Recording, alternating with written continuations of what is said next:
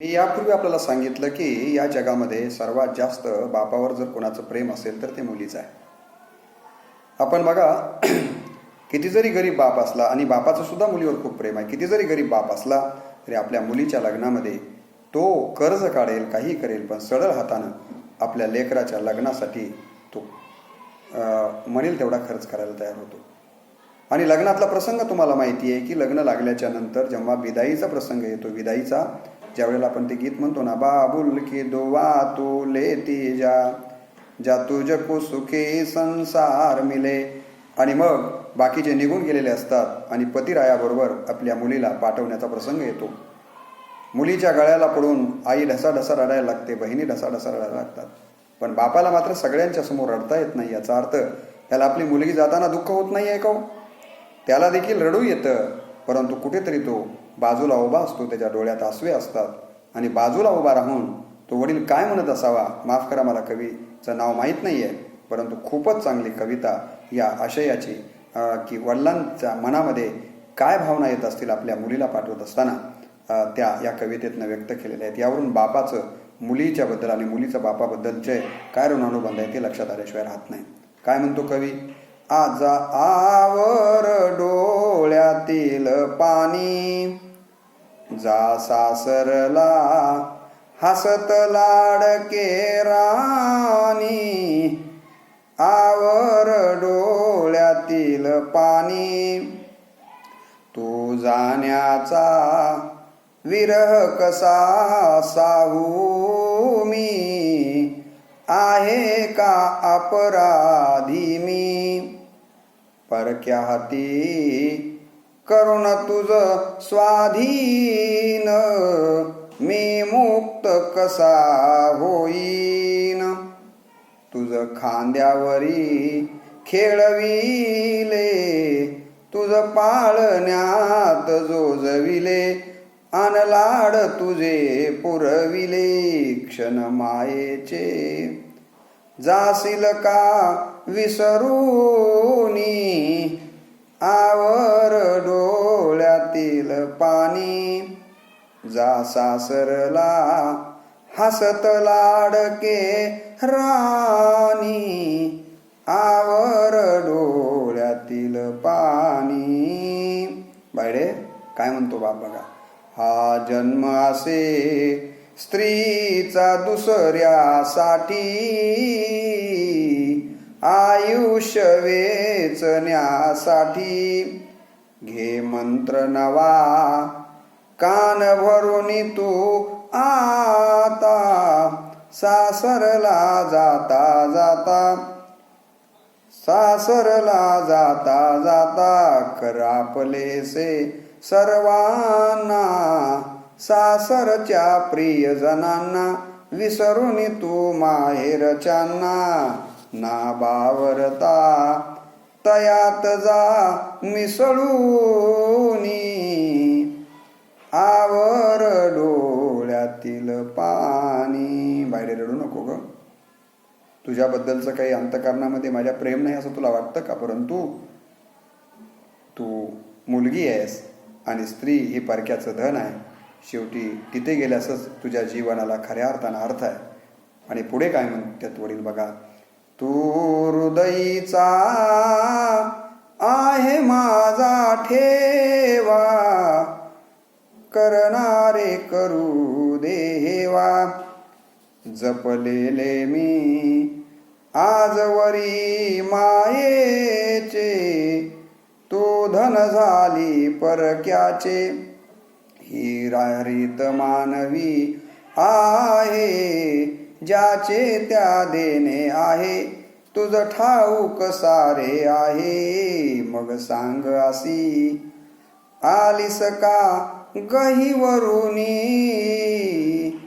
आवर डोळ्यातील पाणी. माझ्या हृदयातला ठेवा आहेस तो, लोकांना काही वाटू दे, पण तुझं माझ्यापासनं दूर जाणं हे काही मला आवडत आहे का?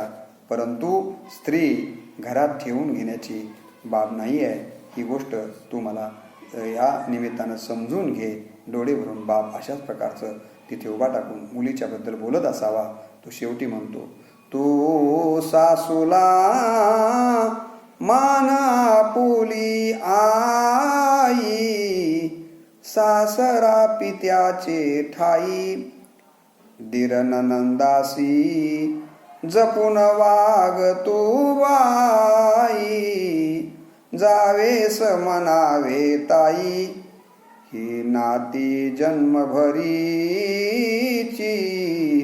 कधी न तोडायाची, तुटली तर जोडायाची, संसार तुझा उभव तुझ्या हातानी, आवर डोळ्यातील पाणी, जा सासरला हसत लाडके राणी, आवर डोळ्यातील पाणी,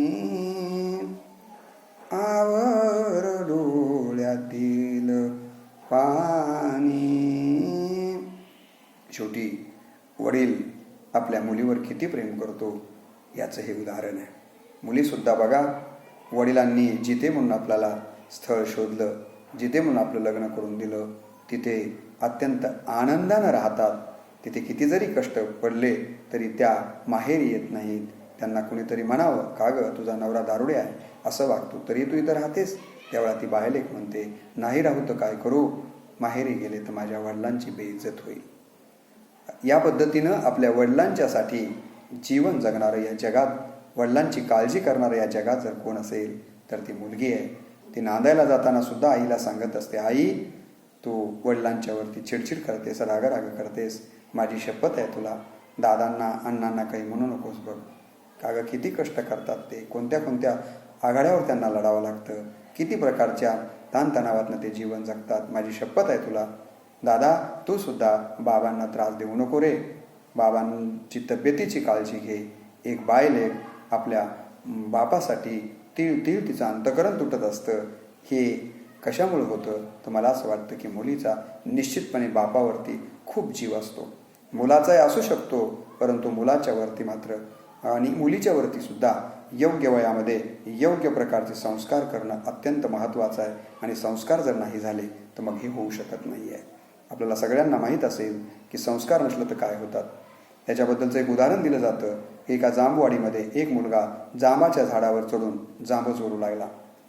त्या जांभवाडीचा मालक पळत आला आणि त्या जांभवाडाच्या मालकानं पळत येऊन त्या जांभवाडीच्या जांबावर चाललेल्या मुलाकडे बघितलं आणि म्हणजे उतर खाली, नाही तर तुझ्या उतर खाली, नाही तर तुझी पाठच सोलून काढतो. उतर खाली, तुझी पाठच सोलून काढतो म्हटल्याबरोबर पोरगं थरथर कापायला लागलं, त्याला घाम आला. दुसऱ्यांदा ते म्हणाले उतर खाली, नाही तर तुझ्या बापालाच सांगतो. बापाला सांगतो म्हटल्याबरोबर मात्र मुलगा जोरजोरानं हसायला लागला. त्या जांभवाडीच्या मालकाच्या लक्षातच येत नव्हतं की तुझी पाठच फोडून काढतो म्हणलं की पोरगं घाबरतंय आणि बापाला सांगतो म्हणलं की मात्र खुदुखुदू हसतंय. काय कारण असावं. म्हणून त्या जांभवाडीच्या मालकानं त्या मुलाला विचारलं, म्हणले बाळा तुझी पाठच तोडून काढतो म्हणल्यानंतर तू घाबरतोयस आणि बापाला सांगतो म्हणल्यास हसतोयस, त्याचं कारण काय. तो म्हणाला की बापाला सांगतो म्हणल्यामुळेच हसतोय. म्हणले का. काय म्हणले, पलीकडल्या जांबाच्या झाडावर माझा बाप आहे. बापच जर मुलाला चोरी करायला घेऊन जात असेल, संस्कारहीन वागत असेल, बापच घरी व्यसन करून येत असेल, बापच नको तशा पद्धतीचं वागत असेल तर मुलाला तशा प्रकारचे वागण्याबद्दल सांगण्याचा कुठलाही अधिकार आपल्याला मिळत नाही. म्हणून बीज बोया बबुल का आम कहा से पाय, शुद्ध बीजा पोटी फळे रसाळ गोमटी. वडिलांना देखील आपल्या शास्त्रानं आपल्या संस्कृतीनं दुसरा देव मानलेला आहे, तेव्हा वडिलांनी देखील देवत्वाचे गुण आपल्या अंतःकरणामध्ये बाळगले पाहिजे. देव कुणाला म्हणावं याची ज्ञानेश्वरांनी, ज्ञानेश्वरीमध्ये ज्ञानेश्वर माऊलींनी व्याख्या सांगितली आहे की आई का येश श्री अवदार्य ज्ञान वैराग्य ऐश्वर्य हे सहाही गुणवर्य वसती जेत तया नाव भगवंत. देव त्याला म्हटले की ज्याच्याकडे यश आहे, श्री आहे, औदार्य आहे, अशा प्रकारचे 6 गुण ज्याच्या ठिकाणी आहेत तो देव आहे. वडिलांनी देखील आपल्याला पितृदेवो भव म्हटलंय, त्या अर्थी आपल्याकडे हे 6 गुण आहेत का, आपण अवगुणित नाही आहेत ना, याचा विचार करून जर वर्तन केलं तर मला असं वाटतं की निश्चितपणे संस्कारी मुलं आपल्या पोटाला येऊ शकतात. आणि संस्कार मुलं पोटाला येणं, मला असं वाटतं संपत्तीपेक्षाही महत्त्वाचं काय असेल तर संस्कारी संतती महत्त्वाची आहे. आणि म्हणून आपण खूप संपत्ती कमवण्याच्या पाठीमागं न लागता संतती चांगली कशी आपल्याला घडवता येईल यासाठी आपण प्रयत्न केले पाहिजेत. आणि तेच प्रयत्न खऱ्या अर्थानं आपल्या कामाला येणार आहेत हे वडिलांनी देखील मला असं वाटतं की लक्षात घेण्याची गरज आहे. आज आमच्या वडिलांनी आमच्यावर संस्कार केले म्हणून आम्हाला माणूस म्हणून जगता येत आहे आणि त्यासाठी आजही वडील गेल्याच्या नंतरही त्यांची आम्हाला सदोदित आठवण होते. कारण वडिलांचे संस्कार हेच आपल्याला खऱ्या अर्थानं माणूस बनवण्याचं काम करतात.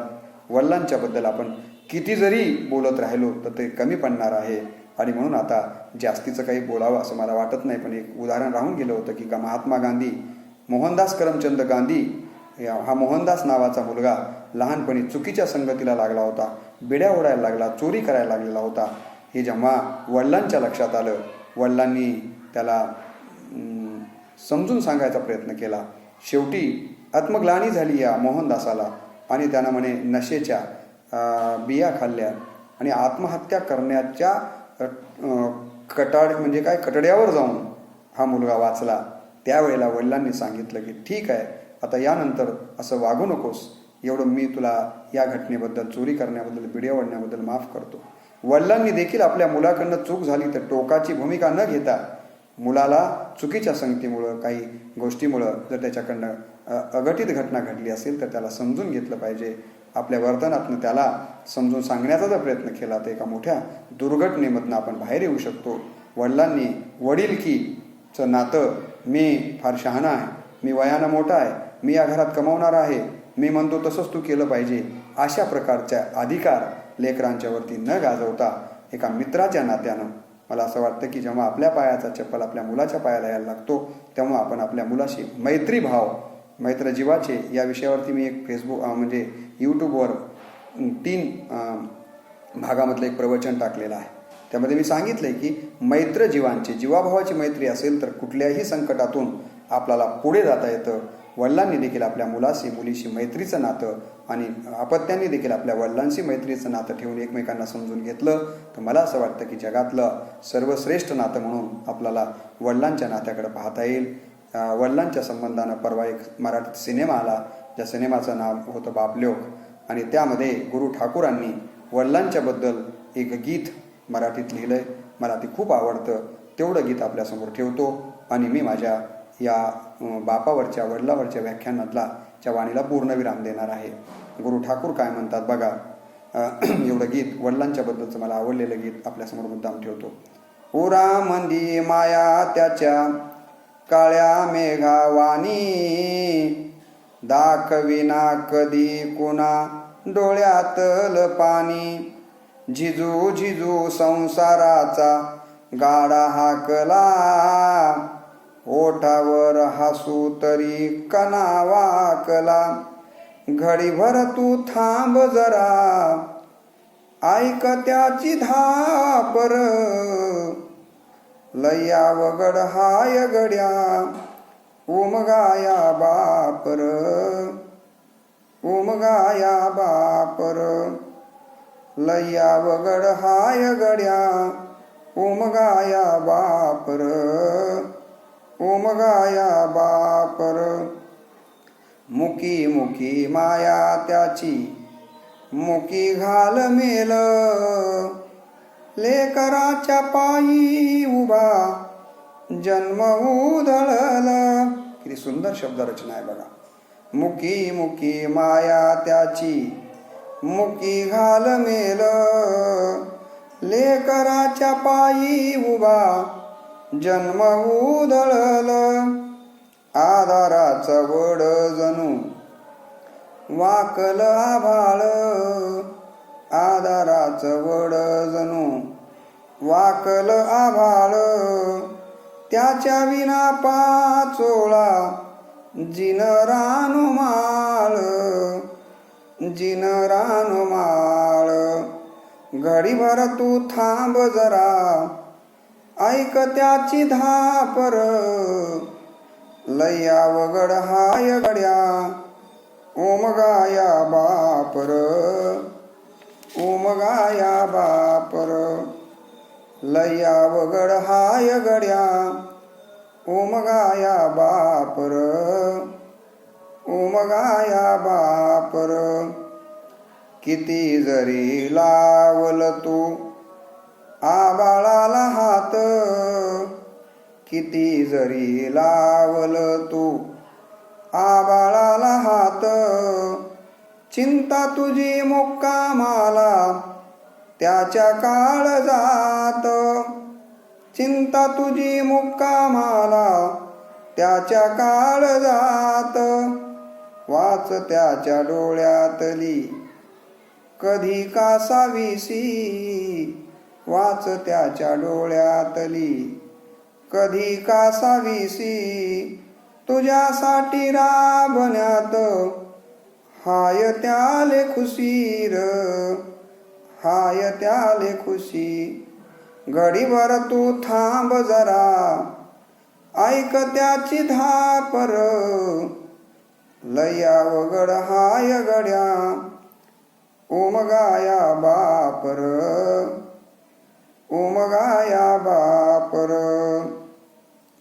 लया वगड हाय गड्या उमगाया बापर, उमगाया बापर. अगदी बरोबर आहे. गुरु ठाकूरांनी सांगितल्याप्रमाणे आपल्याला वडिलांना उमगणं म्हणजे त्यांना समजून घेणं खरोखरच अवघड आहे. परंतु असा अवघड असलेला बाप देखील आपण जर मैत्रीच्या नात्यानं त्याच्याजवळ गेलो तर तो आपल्याला कळू शकतो आणि एकमेकांचं जीवन आपण सुसह्य बनवू शकतो. म्हणून मुलामुलींनो, मला या निमित्तानं माझ्या वडिलांच्या 6व्या पुण्यस्मरण दिनाच्या निमित्तानं आपल्याला विनंती करायची आहे की आपल्या आधारवड असलेल्या, आपल्या जीवनाचा पाया असलेल्या, आपल्या जीवनाचा कळस असलेल्या बापाला समजून घ्या, त्याचं दुःख उमजून घ्या आणि त्याला आयुष्यामध्ये आपल्याबद्दलचा पश्चाताप होणार नाही याची काळजी माझ्यासह आपण सगळ्यांनी घ्यावी. दुर्दैवानं आज तर माझे वडील नाही आहेत, परंतु त्यांनी दिलेली जी शिदोरी विचारांची आहे ती घेऊन पुढे जाण्याचा प्रयत्न निश्चितपणे मी आणि माझे बांधव भगिनी करतो आहोत. ही शिदोरी पुढे घेऊन जाण्यासाठीचं बळ ईश्वरानं माझ्यासह आपल्या सगळ्यांना द्यावं आणि आईवडिलांची सेवा आपल्याकडनं घडत राहावी अशा प्रकारची अपेक्षा व्यक्त करून बाप या विषयावरील या एकूण वेगवेगळ्या व्हिडिओंच्या माध्यमातून माझे जे विचार मी आपल्यासमोर मांडले आपण ते ऐकावेत आणि हा व्हिडिओ जास्तीत जास्त ठिकाणी शेअर करावा. त्याचबरोबर माझ्या चॅनलला देखील आपण सबस्क्राईब करावं आणि 50पेक्षा अधिक विषयावरील जी काही माझे भाषण आहेत, कविता आहेत त्याचं श्रवण करावं एवढीच या निमित्तानं आपल्याशी विनंती करतो आणि मी माझ्या वाणीला या ठिकाणी पूर्ण विराम देतो. नमस्कार.